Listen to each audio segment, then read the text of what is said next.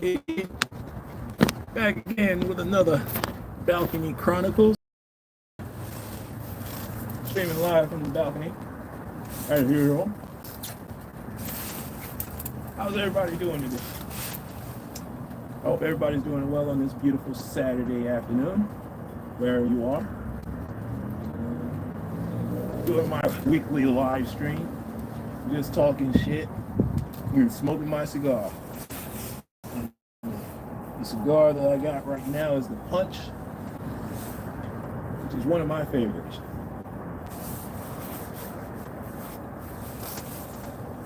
Just wanted to talk to y'all. I'm not going to keep y'all too long. Just wanted to talk about what happened last week. What's going on, my observations for the week. And just got back from my undisclosed place in the South. And I had a wonderful time with friends and family. And it's time to go home and get back to work for another three months.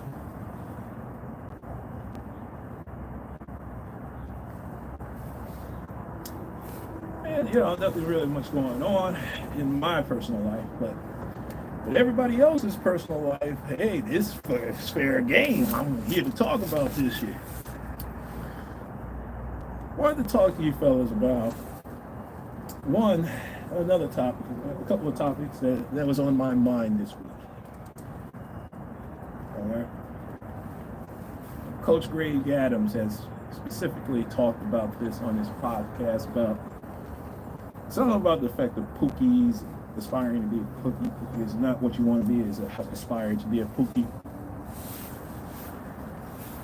And he was talking about how men my age, in their 40s or my age or older, we are perpetual teenagers when it comes to women. Seeing that we're bragging about bitches that we had back in the 90s, the bad bitches, the bad so-called bitches that we had back in the 90s. We're bragging about that. But he also mentioned that if that broad ever saw that brother, she wouldn't even think about it. She wouldn't be like, oh, really? I let you touch me? Oh God. It would be uneventful for her. We as men, especially black men, we have to grow out of being a teenager. We got to grow out of being little boys. Start growing into men, the men of a certain age, where we're at the point we ain't talking about pussy all the time. We ain't talking about the girl with the fat ass, or this, that, and the other. Because I'm gonna tell you right now, and what I was talking about last week with Sister Princess. I mean, women should be the byproduct of a man's success. All right, they should not be your focus in life. You should not be on dating apps, just scrolling, swiping left, swiping right, trying to get at bitches. You should not be cold approaching bitches at my age, all right? Unless it's a warm lead, unless it's like a layup, unless that chick really likes you and you like her. That's when you should be focusing on chicks. But usually, and I'm aiming this to the brothers that are in their 20s and 30s. Don't worry about the bitch being a lame, all right? Don't worry about not getting any pussy, not getting any women, striking out with the ladies. Because when you're in your 20s, you should be trying to find a job to master. You should be mastering your job. I don't care if it's pushing carts at Walmart, all right? You should be mastering your job. You should be able to develop a skill set of mastering something. Okay?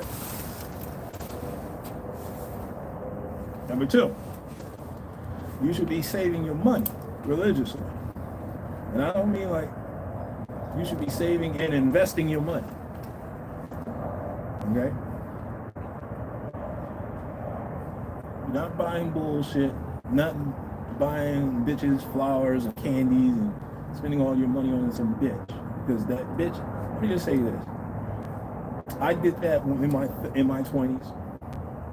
I did it. I'm not alone.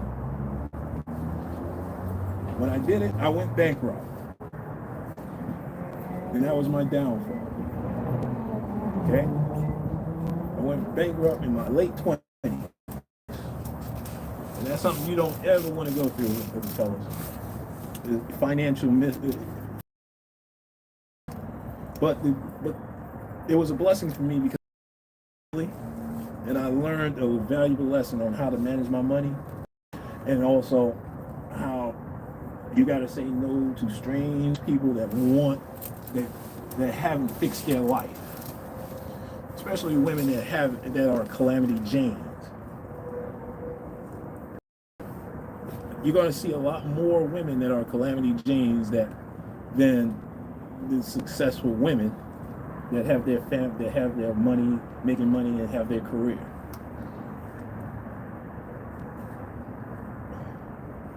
Some of them bitches are in financial trouble anyway.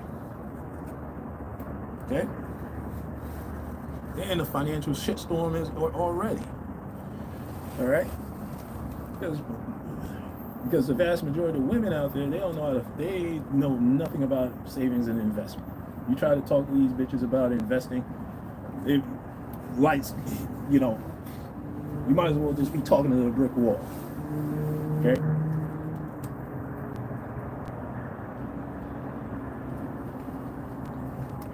Those are the ones that really need to be married to a nigga. Oh, sorry, I'm not supposed to say that word, excuse me. But yeah, those are the women that need to be married. Because they have no protection they don't have the covering of a man. They don't have the protection of a man. Okay?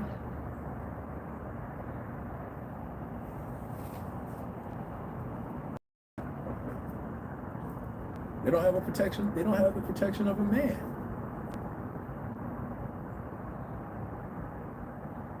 Okay? So, how is it that these bitches are outpacing men? The men, our brothers who didn't go to college, that went into trade, such as electrical trade, such as driving trucks, construction, making money. They're making money. Y'all making y'all money. And I hope y'all putting away. I hope you are putting your money away. I hope y'all are millionaires right now. W-2 millionaires. You're smart enough to be W-2 millionaires. Nah, I'm a W-2 thousandaire, all right? I ain't in the millions yet. But I'm working on that bitch.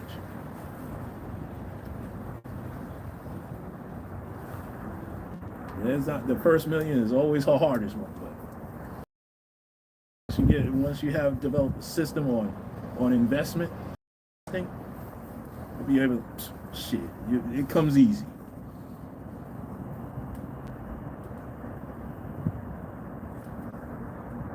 But all I want to say is, going back from last week's conversation with you fellas, I wanted to just say, and with Sister Princess, Sister Princess, the modern woman is a glorified hoe anyway. Okay? They're a glorified hoe and they're a Calamity Jane. You have to understand that walking in when you're dealing with American women. Because you're not going to find a virgin. Trust me.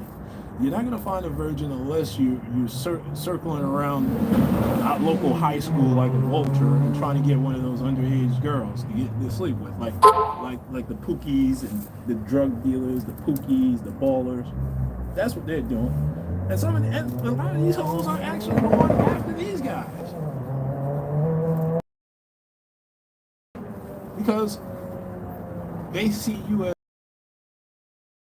fuck it, I'm a lame. But see, I don't give a fuck if I'm a lame or not. I'm working on myself, man. I'm doing the things that make talking crazy 88 happen. And that's what you should do. You should not allow no bitch to make you happy. Make yourself happy, man. So when the bitch leaves, you gotta understand, the bitch is gonna leave regardless. Okay? One day she's gonna love you, the next day she's gonna hate your guts and leave you. Okay? But whatever you did, she's gonna leave. Just be prepared for that, because in modern relationships in the 21st century, people are so quick to leave. They're not really willing to stay. What's the first advice bitches give each other when they're having problems with their man? Leave him. Girl, you need to leave him. You need to break up with him. You need to cheat on him. All right?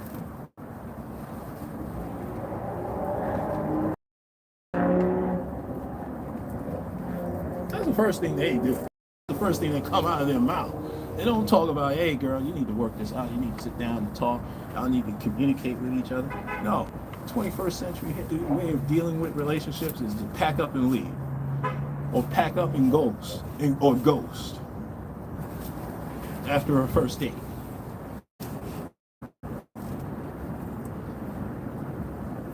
Not even the courtesy. It's not working out. I don't think I like you like that.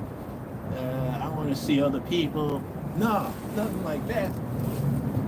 Because of social media, it makes it easier for us to disappear. It's not real. That's why I said online dating apps, it's not real. It's not real, fellas. It's not real. You may meet in person, but it's not real. Everything is so artificial. Everything is just so, impersonal. That's why, if you're a lane, continue being a lane, but be happy about being a lane. If you're that player, be happy about being that player. But here's the thing with Greg Adams' head. And a lot of these so-called men that are winning, they're actually losing, and later in life they're losing. Because they can't really seem to get past that. They want to always get the better of bitches. They can't settle for the 5s, 6, and 7s or the -3s. All right, that have somewhat of a personality, that have qualities of a wife, that's somewhat decent qualities of a woman, that's willing to look out and take care of their man. No, that's a sad existence. And he also talked about this meme about that was posted everywhere about this black man and so buff and everything like this. It has a huge Johnson and shit. That was taken by a gay photographer who paid him a couple of $100s to humiliate himself. He later died of a heart attack, but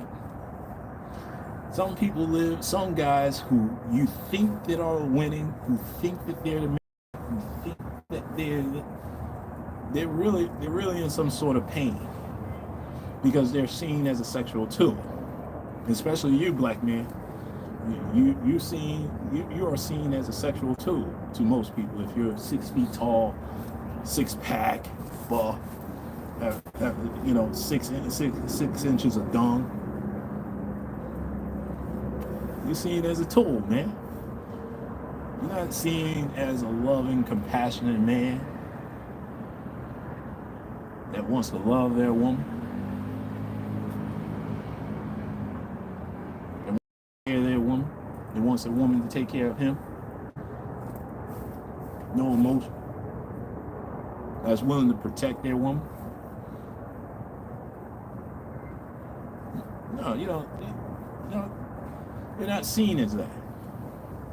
You're just seen as somebody that is sexually, that is, what do you call it? Sexually dysfunctional. I talked about the sexual dysfunction, but you're a sexual deviant. kind of like a lot of these men that are in power. See, this is what happens when you don't grow up mentally. You become a Diddy. You become a Bill Cosby. As soon as you get some money, you become a sexual deviant, and you still hold these sexual ideas about women, throwing them away and whooping their ass, being abusive to the. You become a sexual deviant. And I don't want your brothers to be a sexual deviant.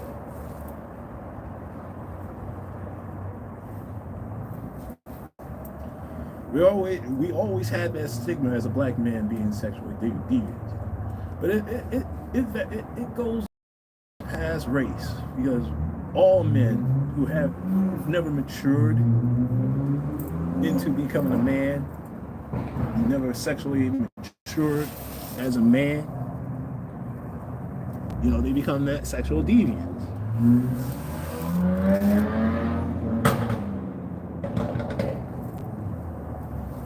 And like I said before in one of my podcasts years ago, being a pervert is going to cost you in this world, in this country, or in the world, because it's not accepted. It's not accepted here. It's not accepted overseas. If you think you're going to bring that perversion overseas, again.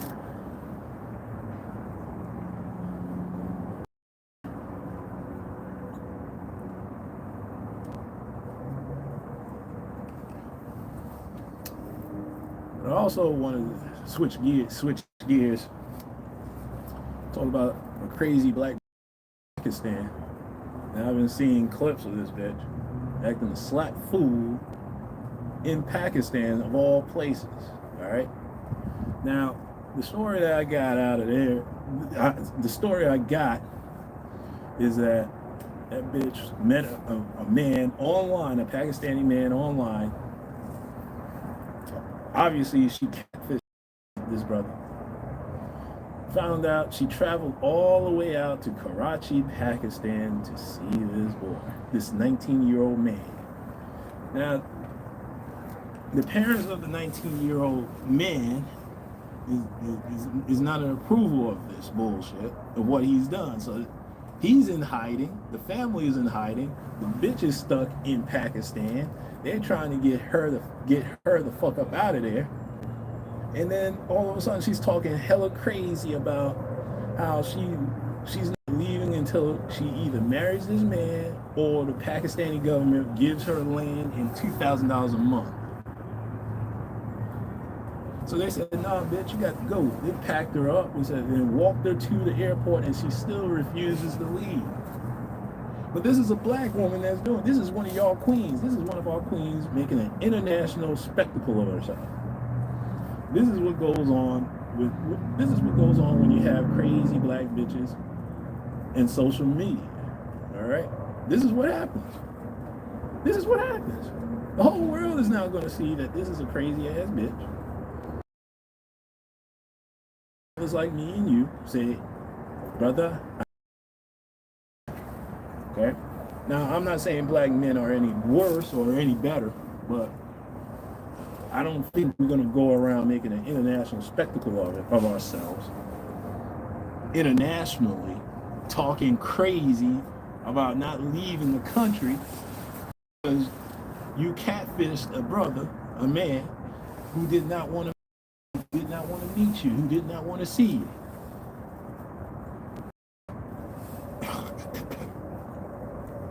And my thoughts on it is that bitch is crazy. That bitch is crazy, and the whole world gets to see how crazy this black woman, well, not all black women, this particular black woman,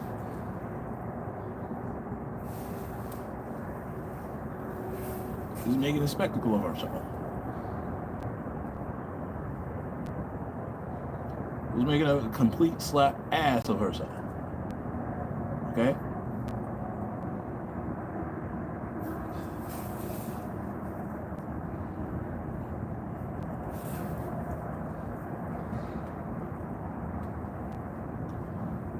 Well, listen. What my opinion on that whole situation is that it's going to out. That bitch is actually going to leave. They're going to get her the fuck up out of there. And She's going to be back in New York City raising hell again, as usual. So,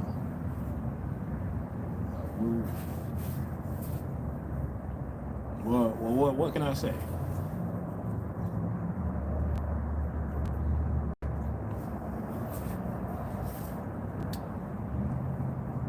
Another thing that came to my mind this morning, I saw a Facebook post from one of the blithering idiots from Mr. Lucario, the blithering idiot. Said the post was a man broke up with, stopped seeing this woman because she told him that she was going to go on a date with another man. Now, there's no context to this post, but this Mr. Lucario, the idiot, is calling this man a lame because, I don't know, he's calling him a lame because he allowed this bitch, or he said he stopped seeing this bitch because she's seeing another man. There's no context to it because I don't know.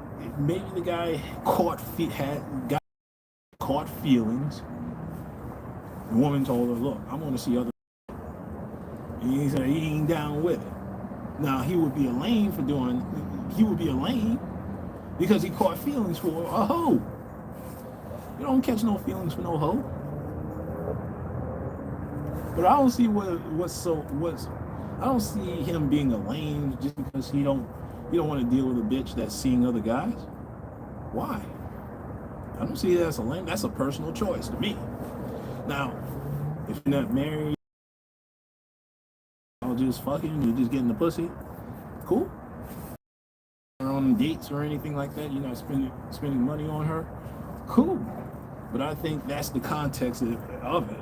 Him being, if he was a lame, if he's spending money on the bitch, and she's seeing other guys, yeah, he's a lame. He is. Because he tolerated. Especially if he knew about it in advance. If he didn't know about it in advance and he got sucked, I would call him a sucker, if anything else.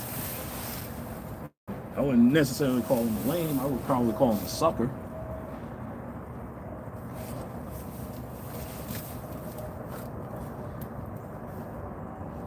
But fellas, I'm just saying that's just one example of dating in a modern woman. A modern woman wants to be a hoe. They want to be married, but they also want to be a hoe. Okay?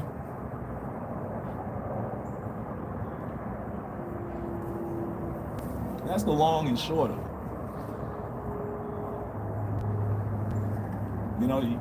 Women can't figure out, the modern woman can't figure out, you can't be both. You can't be a hoe and a housewife. You can't. You got to make a choice.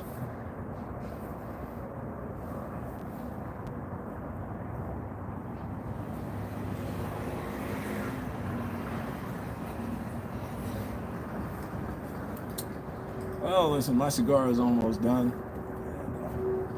I don't want to hold you fellas up too long. I hope everybody's have a wonderful, wonderful rest of your Saturday, rest of your weekend. Super Bowl is next week. I'll probably talk about that a little bit later. I'll probably talk about that next week, about how professional sports is rigged. It really is. Oh, hold on for a second before I go. I want to promote this book. Hold on.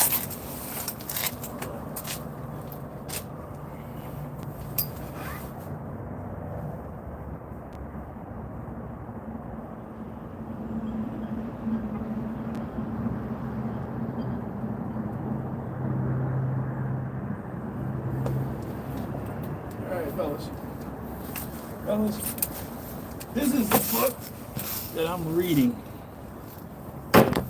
High Performance Habits. How Extraordinary People Become That Way by Brendan Burchard. All right? You probably can't see it because it's backwards because I got it flipped. But every black man should read this book. Especially the book, and also the book that I'm going to get is by that A.J. Brown of the Eagles was reading on the sideline. Inner Excellence. Also, if you want to be a high performer in this world, I don't care what it is, what you're doing. I don't care if you're just pushing carts at Walmart, performing cart pusher at Walmart, and hopefully get your goals together and fulfill your dreams in life.